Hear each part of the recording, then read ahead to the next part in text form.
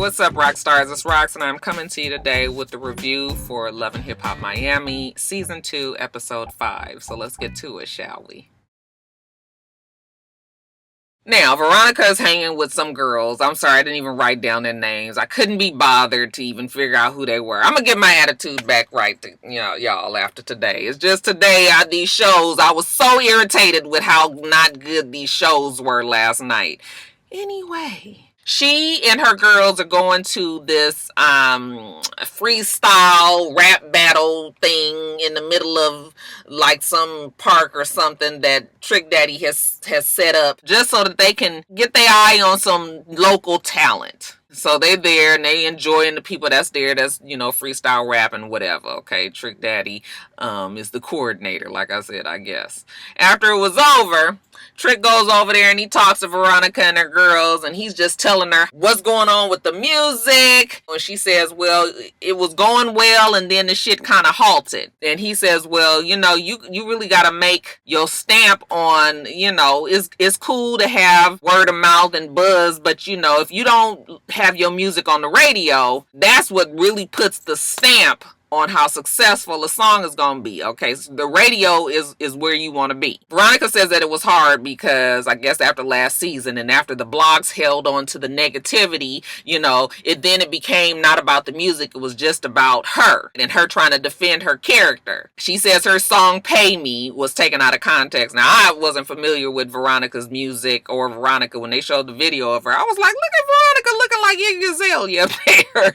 But I guess that she's not real proud about that song. And she says that people took that song and was just like, look at this white bitch talking shit. I said, oh, I thought you was black, though. She said that it was so hard that she almost gave up. But her grandpa, Papa, and Polo, don't forget Polo in his house that he don't have no more. They all counting on her. So she can't give up. Trick Daddy was like, well, you know what? I got something for you. I'm going on the podcast, the show, Drink Champs. I want you to come with me. If you can survive that, then that, let me know that you really, ready to be back out there and handling your career again. So she was just like, okay, she gonna go. So then we see them at Drink Champs. Trick says that this is a big deal. So if Veronica Vega can make it through this whole show that they about to do, then he know that she ready. And Trick Daddy feel, he got a special place in his heart for old Veronica. He's like, I dig little mama. She just made a few little mistakes, but he want to help her out. So they're on the show. She comes up there, she sits down, they take their shots, they want to know about her. So she's telling them about her, that she born and bred from Miami, that she is Miami tried and true, and yada, yada, yada. Amara La Negra comes up because she's synonymous with her, I suppose. All right. They was like, oh, you was the one that was going back and forth with her. Show me the real you. As if Noriega was watching the show and knew all of that. Like, Mona, you gave him a fucking script too. Shit. So they kind of press her about the N-word. Because I guess in her song, I'm not sure if it's the one that she was talking about or another one, she was talking reckless and must have said nigga in there. They was like, even Trina was mad at you. And she was like, no, Trina didn't say she was mad. She said some other people around her was mad. But still, it don't matter. Okay? You said the N-word, and you got kind of called to the carpet about that. So she was saying, well, yeah, I know, but there's always this debate over Latinos being able to say the word nigga. Okay, now in LA, no, they can't say it. All right, at least when I was there, they couldn't say it. But in New York, and in Florida, there's the Hispanic population, the Latino population, they say it there, evidently, from what you guys tell me. She was one of them ones that would say the word, didn't, think it was a problem until she got on the show, and then she said they turned it negative and said that, she was this racist, and it just got real bad. And Noriega was like, see, you should have said that there's, black people Latinas that say the word nigga too. And then the other guy was like, no, we're not gonna get into that. We gotta be careful. he kind of shut that down. But, Veronica says that she didn't say it trying to offend anybody. And at the end of the day, that she does rep Miami. Okay, she Miami tried and true. And they all seem to be okay with what she just said, so we gonna take some shots. And, Veronica seems like she's passed her test on drink shots. And I guess Trick Daddy will be helping her with her career. Good luck with that girl. Now we see Amara La Negra, okay, sitting down with her mom and this woman who owns this shop, the Sugar Factory. Okay, I guess they have sweets and things there. And her manager, Julian. They're all sitting down, and Amara La Negra has a surprise for her mom. Guess what? You're going to be able to make your empanadas, and you're going to be able to sell them here at the Sugar Factory, all right? And so they telling her all about the setup, how it's going to be, what she going to have to do. And Mama's just like, oh, wait a minute, hold on, like that. I didn't say nothing about selling no empanadas and doing all that cooking and shit. Like, I got to think about this. And Amara La Negra was like, what do you have to think about? And she was just like, I mean, that's a lot. Like, you talking about putting your mom in this whole new business. All right, let the woman have a couple of days with it, but she was just like, I'm trying to help my mom do something, and she, child, the lassie talk. It was so much of it today, too. Anyway, Amara La Negra is trying to tell Julian how this is going to be a good thing for her mom, how everybody loved her empanadas at the party. Well, that is until, JoJo started throwing them all around and so she starts telling Julian about the fight that was at the party and how disrespectful they were to her mom. And then somehow we get on the subject of Jessie Woo. Jessie Woo is mad at her about stealing the Sister Girl Talk or whatever the name of the fucking show is. Amara La Negra tells him how, she threw a bottle at her and, she was real upset, because I try to stay above everybody, but still. The mama was like, you need to fuck her up. Like, you need to beat her ass. Oh, well, if mama gives the permission, then why not? So Amara La Negra says, I don't normally lower my standards and be fighting bum bitches on shows. But you know what? Next time I see Jessie Woo, I think that's exactly what's going to happen. I said, girl, now you ain't no fighter. Cut it out. Now, speaking of Jessie Woo, we see her and Miami Tip. And this other girl, one of the girls that was with Veronica, I believe. Who was she, you guys? I didn't even feel like rewinding to figure out who she was. She looked like somebody from the damn Cartel Crew show. Do you guys watch that show? I was like, is that the same girl? Anyway, they getting their feet done, and Jessie Woo was complaining to her about Big Lamb and Big D, Baby Lamb and Big D, or whatever it was, the producing team that was like, you got $35,000, you can get this song. Jessie just so upset about it, and Miami Tip is listening to her like, girl, that's business. Now, obviously you don't know how it goes. All right, maybe we just gonna have to school you a little bit, but all this you feeling is not warranted. Oh, you know what? Jessie Woo did explain that the girl was somebody that they were going to be on another reality show together called $1 Million Girlfriends or something. But of course, Julian, that old pitiful ass manager Julian, he fucked that up too. And the other girl that looked like somebody from the Cartel Crew was like, yeah, I have been working with Julian. He has fucked up a lot, but you know what? I ain't gonna say nothing, okay? Sis ain't trying to burn no bridges. Then Jessie Woo starts on this whole Amara La Negra and, how Julian gave her the same concept of the Sister Girl Talk as her. I mean, you would think that was such a novel concept. Like, nobody was doing these girl talks where everybody sits around a table and talks. I mean, Jessie Woo act like the man had done invented the fucking wheel. I was just like, girl, all this, if you felt like you was so bomb, then you make your show better than hers. Okay, beat them at their own damn game. But you so mad at the fact that both of y'all doing the same thing as if other Instagram women ain't doing the same fucking thing and making a coin off of it. So silly, you guys. Jessie says that Julian has invited her to come talk to Amara La Negra. I guess she gonna do it. She'll sit down and talk to her, but she want Miami Tip to come with her. Miami was just like, yeah, I'll come on. I ain't got shit else to do. Don't even know why the fuck I'm on this show, really.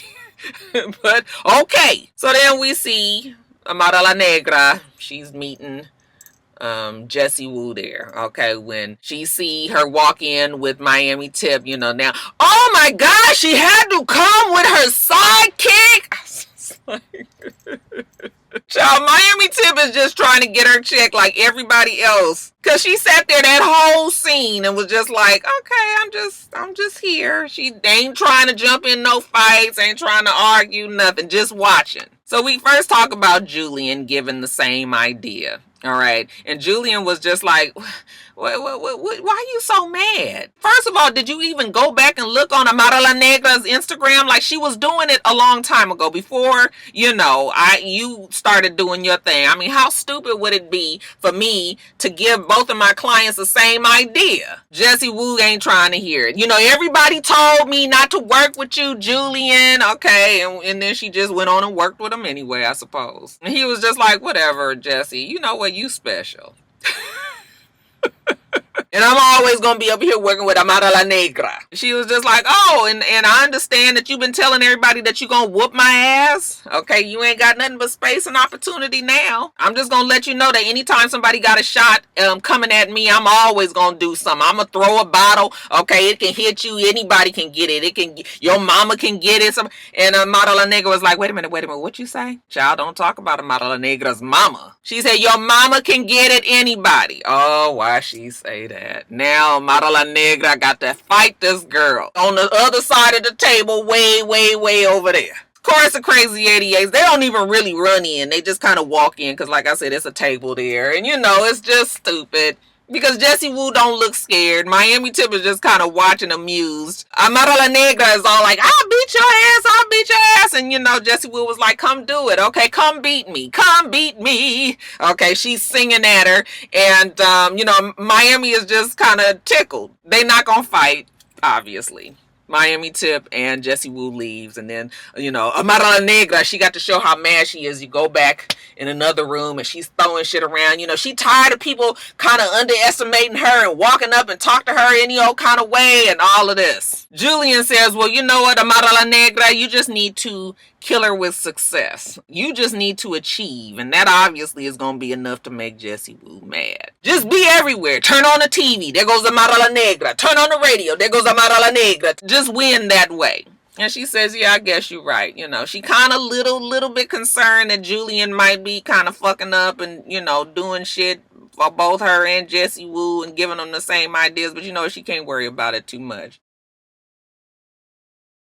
It's so funny. As much as I didn't really like Bobby last season, I just thought he was extra and too much. This season, I actually like him. He's sitting down with his mom. His mom is in town, and they're having lunch, and he's just talking about his career. He tells us, the required reality show celebrity come up story. His dad was in jail the whole time. The mom was the mom, and the dad took care of him, and they was homeless, and they lived in their van, and, the same story that everybody else has.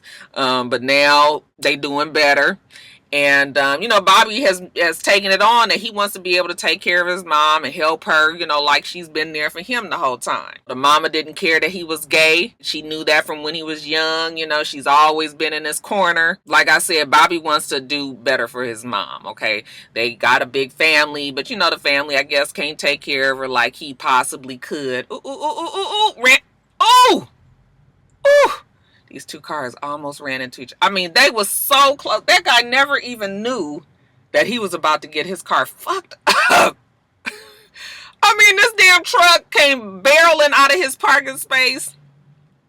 Craziness. Anyway, he tells his mama about the opportunity to possibly sign with somebody else. Okay, Trina, even though she family, she's slacking. Like I don't know what she trying to do. Keeps on waiting to sign me, and he has an opportunity to sign with somebody else. The mama was like, no, you need to stick with the baddest bitch, okay, and let her kind of carry you through. And he tells his mom, but it feels like I'm wasting time. So the mom says, well, why don't you sit down and talk to her and just let her know, like, either you gonna sign me or not, shit'll get off the pot. So I guess this is his version of trying to do that. Him and Trina sit down. He got an early copy of his Bang Bang video.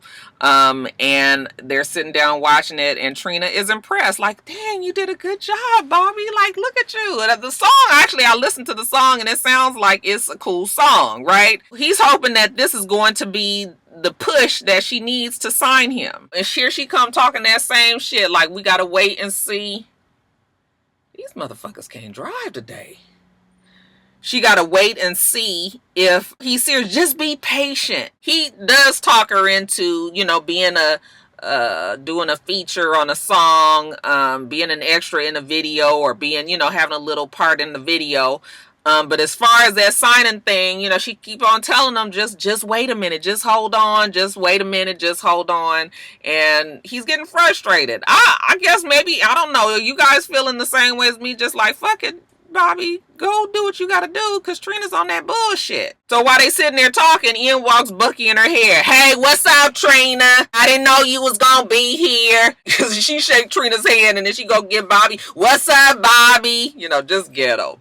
Trina's like, why is she here? It's a business meeting. Okay, Trina still ain't recovered from the conversation that they had about Joy and Pleasure P and all that. And Trina's just like, I ain't got time for this bullshit. So let me get up and go. Let them sit there and talk. So Trina was like, okay, well, she gonna leave. Y'all handle y'all business. I'll talk to you later. He telling Bucky in her hair how, they was having this meeting, that he was hoping that she was gonna finally sign him, but she's still kind of saying, wait a minute, be patient. And in the meantime, Clear Vision, this company, want to sign him, so he think he might go with them. And she was just like, well, does Trina know about the other label? And he was like, nope, not at all. And she was just like, well, if that's what you decide to do, then fine. Okay, just give her the respect and let her know what you gonna do. Okay, but enough about that. Let me tell you the real reason why I'm here. And of course, she's all excited about the whole Pleasure P conversation. She tells him about the fight, how JoJo was throwing the empanadas, and then, how it was this big old confrontation, and Pleasure P pulled her to the side and was asking her, do you still love me? And she tried to act like she didn't care, but you could tell she was excited that maybe with the possibilities of them two getting back together. She still want to beat JoJo's ass, though. Okay, she said, I got some for that angry bird. Every time she says it, I laugh. Bobby is listening to that like, well, I mean, whatever, you and JoJo, y'all decide to do, fine. All he know is he about to leave Trina in the dust and sign. All right, next thing we see, he signs with Clear Vision. He says that these people want to work for him, that they are all in his corner, that they are all very supportive, all right, and he feels like this is going to be a good team between him and them, all right, so he's sorry that he couldn't wait on the family, okay, but fuck the family. What I leave for the day and what the family do. Shout out to Soul Food. Anyway, yeah. He signed with Clear Vision. They popping bottles. He seems to be quite happy. Bobby does what's best for Bobby Lights. So later on, he decides to break it to his homies. He has Prince.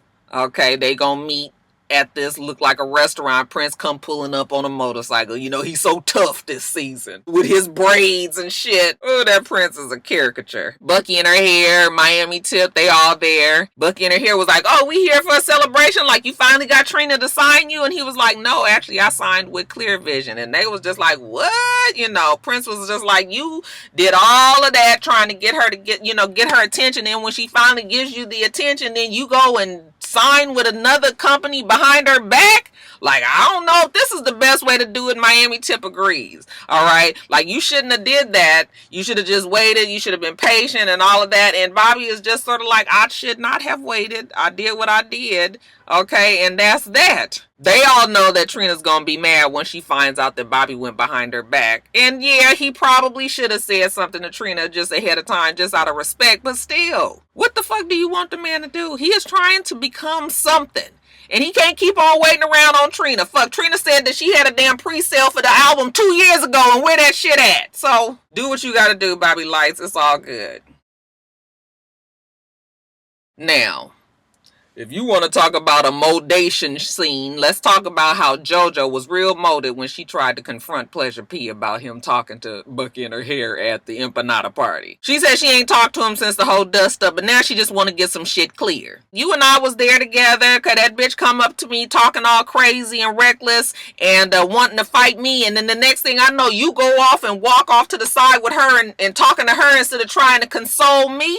And he was just like, look, me and Bucky in her hair, like, we got history. Okay, we used to be best friends, and it just is what it is. I mean, she in love with me. I'm just so lovable. She can't help herself. I just figured that if she want to be in love with me still, we can, but we could still move on with our life. Pleasure P is a little bit of a narcissist. JoJo was just like, so you telling me that you think that it's okay that she's in love with you? Did you see what she posted on IG? Then they come showing this fake video of Bucky and her hair talking about, you asked me if I was in love with you still, and the answer is yes, I always have and I always will. So JoJo's just like, do you love her? Do you want to be with her? And he was like, if I wanted to be with her, I would be with her. Okay, because obviously Bucky and her hair would take him back in a heartbeat. Okay, I wouldn't be sitting up here arguing with your ass, and I don't even really care about you like that. She was like, well, fine, if that's what you want to do, then why don't you go? And he was like, no, fine, why don't you go? Leave. And she was like, really? He was like, yeah, go. Okay, because he don't like JoJo. She was just something to do. All right, she was just like, oh, wow. Okay, well, say no more. I said, girl, scratch that neck. You is molded. Child, I tell you, these men out here, they ain't shit. That Pleasure P made her look so stupid. And then speaking of Pleasure P, let's just get through this thing with Pretty Ricky. So Big Baby Swole says it's been his dream to put Pretty Ricky back together. But you know, they got to work through some bullshit. Okay, he need Big Daddy Blue to fix the shit. So he's talking to his dad that's playing basketball. Daddy is ignorant. Okay, let's get that established from the beginning. And so now we know that the apple don't fall too far from the tree, right? So Big Baby Swole gonna tell him, you know, that the last time that they got together, it was this big argument because they all trying to say that he's, you know, trying to control everything. The dad. Now the dad is way up here too, just like Big Baby Swole. I mean, just real hyped up and testosterone filled. Y'all gotta get it together. I gave y'all the tools to be successful. And then Big Baby Swole come yelling back at him, I know you did, Daddy, but I need to say, I said, why we all up here so high? Everybody just need to calm down, you know. So just like I said, he just like his daddy. His dad was just like, he gave the reins to Big Baby Swole, you know, to take over the group and make sure that everything was done right, you know, and he kind of fucked it up. Well, Big Baby Swole was like, well, we need you, Daddy. You come on back and you talk to us. Big Daddy Swole say, y'all do need somebody, but I probably ain't that right person, because they don't feel it for that damn daddy. Okay, he got issues with Spectacular, and, you know, Spectacular about to get married, and the daddy say he ain't coming, and, you know, Big Baby Swole was like, but that's your son. You got to come to the wedding. The dad's like, I ain't coming to the wedding until I was just like, y'all real excited. The daddy wants an apology from Spectacular if he feels like he needs to be coming to any wedding of his. So that's where we are with the daddy. So then Big Baby Swole had called the meeting together for everybody from Pretty Ricky to come, and Big Daddy Swole. And I gotta get a name for him. And Spectacular sees him, and he was just like, so this is what you doing? You just, old boy, you got old boy here. And I was cracking up that they called the dad. Now that's Spectacular's dad. He called him old boy. We're gonna call him Big Daddy Old Boy. You know, he was just like, you think that this is the solution, is bringing him around? Like, no, he was the problem. We going backwards. Nobody wants to sit here and talk to the man. So, you know, Big Daddy Old Boys was just like, you know, I've been watching you guys go back and forth and fighting like cats and dogs, and I'm willing to come back and help y'all because y'all got this huge opportunity. And I was just like, see, there's your, right there. That's the reason why the daddy is back, because now there's a huge opportunity in place, meaning that, you know, Pretty Ricky can get back together. Probably talking about this tour and all that shit that was probably floating around in the background at the time that they were filming this show. So daddy is now back because, oh, you might make a lot of money from this tour. Y'all read between the lines. They inconsequential. What's his name over there, y'all? Y'all know who I'm talking about. That one that I don't never know who he is. He was just like, you know, I just want to say, like, you at least need to be like, I'm sorry, I fucked up the money, you know, because, you know, as far as he concerned, the daddy done took all the fucking money. He didn't get nothing. He was like, I ain't got a bank account. I don't have anything. Well, that's not really anybody's fault. I mean, but he was just trying to make it the point, like, we ain't got shit from all that work we was doing. You took all of the money. You got him out there in these streets just trying to survive. And he was part of a hit group, Pretty Ricky. Big Daddy Old Boy was just like, what does that have to do with me? What was I supposed to do? Whose fault is that? Spectacular was just like, ain't this about a bitch? This nigga is crazy. And the dad was just like, how much money y'all thought I was supposed supposed to give you. I was managing y'all, even though y'all was slaving on the stage every day, you know, singing in the studios, okay, doing all of that. But for whatever reason, the father thought that he needed to keep all the money. He was just like, well, how much did y'all think y'all should get? And Spectacular was like, something. Okay, nigga, something. Can I get $10? I was like, that father is shady as fuck. The dad gonna tell him, no, because you didn't earn it. Is the dad a part of the group? Is he singing in the group? Okay, no, he wasn't. Then how do you say that these boys that's been singing on the albums did not earn their money? You wouldn't have had no money to be keeping from them if it wasn't for them. Okay, I said that Big Daddy old boy is something else. Then we get really down to the nitty gritty. The daddy is upset that Spectacular has been keeping money from their Facebook page that he created for Pretty Ricky. And Spectacular was like, yeah, I started the damn page. I did the page all by myself, grew it to 7 million people, and now all of a sudden, now that it's making some money, you know, everybody got their fucking handout. And then that's when you hear Big Baby Swole start up. You gonna respect him! That's your father! Respect him! Give me my money! I said, see, it's all about the money. They mad because they wasn't smart enough to do what Spectacular did. He got the rights to the name Pretty Ricky and make the money off of it, so now they all got problems when none of them did it. None of them did it, but everybody want their piece. You know how that shit go, you guys. So then now all of a sudden Big Baby Swole and Spectacular's arguing. He want his money, okay, and yelling back and forth that he gonna fuck him up. And Spectacular was like, nigga, you not gonna do nothing. Okay, the crazy 88s come in, all right, and Big Baby Swole is is yelling at him. And Spectacular was like, okay, nigga, come on, fuck boy. You wanna do something? Bring your bitch ass outside. Okay, Spectacular was mad. I was like, I don't even know if Spectacular need to be on this show. This is entirely too much. Okay, you got an ignorant ass daddy and the ignorant ass brother and the poor cousin over there. Y'all told me that's what's his name, y'all. The cousin, he's struggling. Okay, and then you got Pleasure P who just sat there the entire time like, see, this is exactly what I mean. Y'all, I don't know how they was able to work that shit out. I mean, maybe it was some of that is for the show, but it's some bad blood there. You could definitely tell. Oh shit, it's 12:30. Let me get in here and get my food and get back to work. Make sure that you rate, comment, and subscribe to the channel. Gosh, it is a bad little area that I'm in right here. I'm itsrox. The channel is for itsrox, and everything else I do will be in the bottom bar. All right. People just walking by the car. I hope you have a wonderful, wonderful rest of your day, and I plan on doing the same. Till next time, rock stars. Bye.